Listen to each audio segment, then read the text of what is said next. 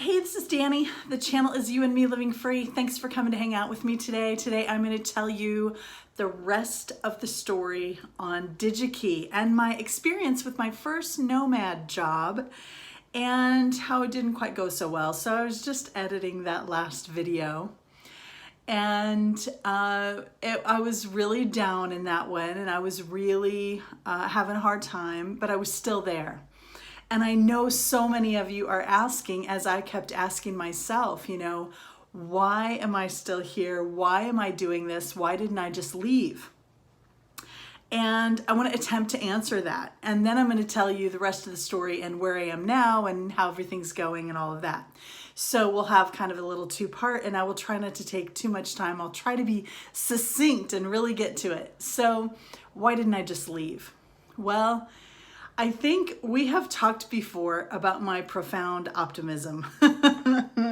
Now, profound optimism sounds like a great trait for someone to have, and it is, and it serves me very well most of the time. But sometimes profound optimism can lead to a tendency to not be really intentional about what isn't working. You're more likely to deny and to put off those decisions because you're so busy keeping going with why things could get better and why this could all change. Now, my optimism was not completely unfounded because, I went to Minnesota in what was still winter there, and it wasn't supposed to be, but these climate changes and everything, and it was very much winter in Minnesota when I was there. I knew that weather was going to get better. I was in a lot of physical pain, but I also thought if I do this job for a little longer, I might be able to get over the physical pain. Also, all of the moving around, the walking on concrete, the lifting, the moving, all of it, I thought one of the reasons I went to DigiKey in the first place is I wanted to experience kind of a physical job. Most of the jobs I have had in my life have been much more focused on the intellectual and the mental, and I would sit all day and things like that at most of the jobs that I've had. And I liked the idea of being physical. I liked the idea of moving around. I have a huge dream to someday do the Grand Canyon Rim to Rim Trail. And it is like this marathon-sized hike going up, down and up these huge inclines. It would be a miracle if I could do this within the next few years, and that is what I really want to do. And so I thought having this physical job would help me in a few of the first steps for training and for really getting my body into really good shape and developing some of that strength and some of that stamina and everything, and maybe dropping some of this weight in addition, right? So I had a lot of good reasons for being there. Another reason for my optimism was, in training and everything, we're learning all about all of these different departments and these different products and how to package and how to put together and how to collect and all of that. But when you're working on the floor, it's much more likely you're going to be in a situation where you're only working with one or two of those scenarios.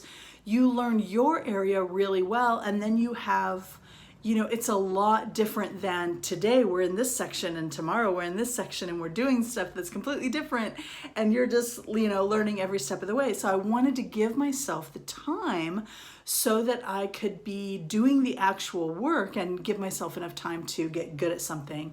So those are some of the reasons. I made notes. Let me see if I have covered everything. I haven't covered everything, not by a long shot. Another thing is I'm very determined. So when I say I'm going to do something and when I set my sights on something, I get very determined, and I didn't want to accept defeat. Even though it wouldn't have really been defeat, I didn't want to accept defeat. I knew for whatever reason that I had been guided to do this job and that it was for me for some reason. There was a reason I was going there. And I wanted to make sure I didn't leave before I got the gift of what that reason is. And maybe I can incorporate that in the end, because I still think that that gift and everything that I have learned from this experience is a gift that keeps on giving. And maybe I'll do a whole video about that, because the gift that I got is really all the learning and all the growing and all the insights into my own behavior and why I do things and things like that. Another reason I didn't just leave was because of money fear. And I'm telling you, it's like something happened maybe during my divorce or even before then, and I grew up as a kid with these issues, just issues about money, issues about not enough money. And when I have that fear come up, you know, when we're living in fear, we make different decisions than when we are in a feeling of safety and everything is good, right? So I had this fear situation going on. And I have since just let some of that go. Then I decided, well, I know this job isn't for me, but I'll stay till I find something else. That put me in the position of just being willing to maybe take something else I really didn't like. And I was like, no, I'm not settling. I'm not doing that again. That's what I did this time. This time I went into this because also I wanted to try out the whole nomad thing. I had seen Bob Wells, I've seen the movie, talked to all these people on the road, and this is what they do. And they take these kind of nomad jobs and they work as camp hosts or they work in a warehouse, and then they might do the beet harvest. They do these things, and then they have the freedom kind of in between, or maybe in the winter they don't work.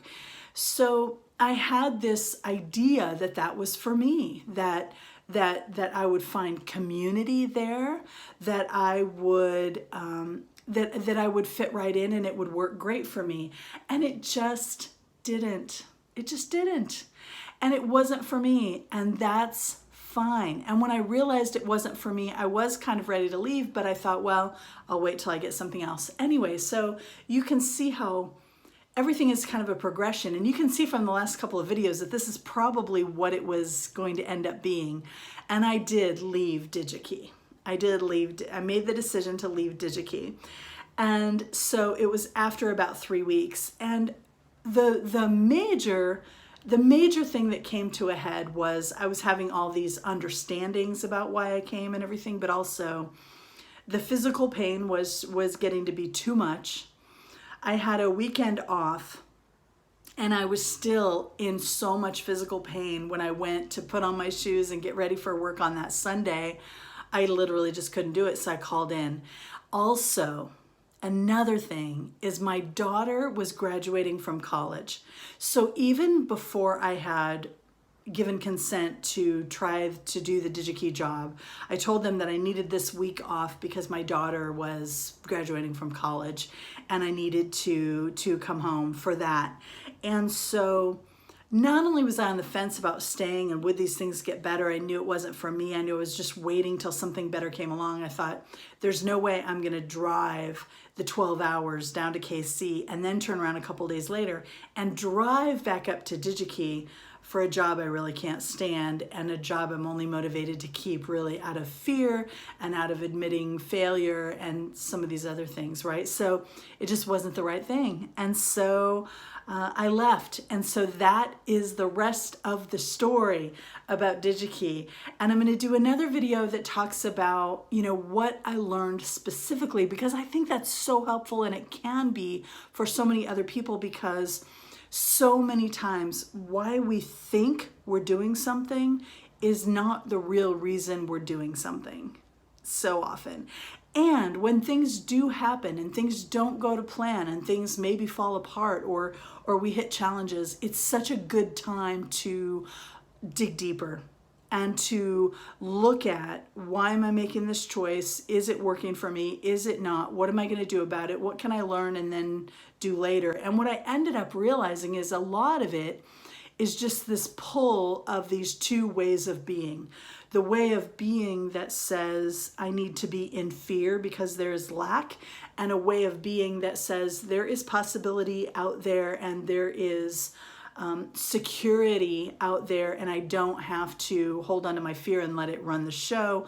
I can actually open up to some other possibilities and everything. But the fact is, when you're in a situation where you are like I was at DigiKey, where I was depleted, where my spirit, if we had like a visual of my my will and my happiness, my joy, my ability to be present to all the wonders in life, it would have just gone down, down, down. From day one that I got there, it just went down until I just couldn't take it anymore.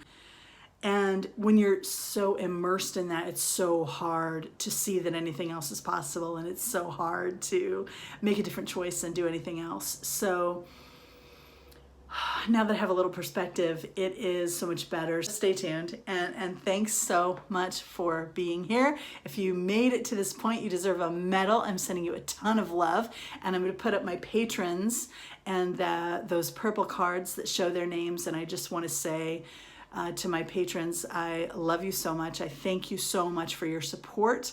I don't know if I'd be here if it weren't for you, just because I can't go to Patreon or to my comments in the YouTube videos without feeling this overwhelming just gratitude and love from all of you, and then from me back to you. It's really cool. It's one of the best things about doing this and having this experience. So just to let you know, I'm not giving up on the nomad thing, but I think it's evolving, and it might look a little bit different. So we're going to take it one step at a time.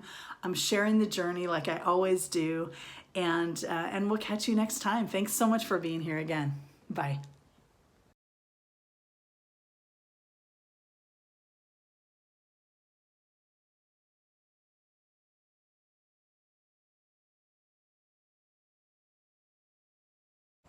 Also, look how long this hair is. It's actually kind of driving me crazy though. Don't get too mad at me, but I think I'm gonna cut it off. Right now it looks kind of cute, but I'm telling you, it's a lot. And I washed it this morning, and it's humid here, and it took forever to dry. And I think I'm ready to let some of it go. Of course, when I say that, I'm like having a good hair day, but talk to me in the morning, and I probably won't be having a good hair day tomorrow, and then I'll be all about taking it off. So anyway, don't be surprised if it comes off in the next few videos.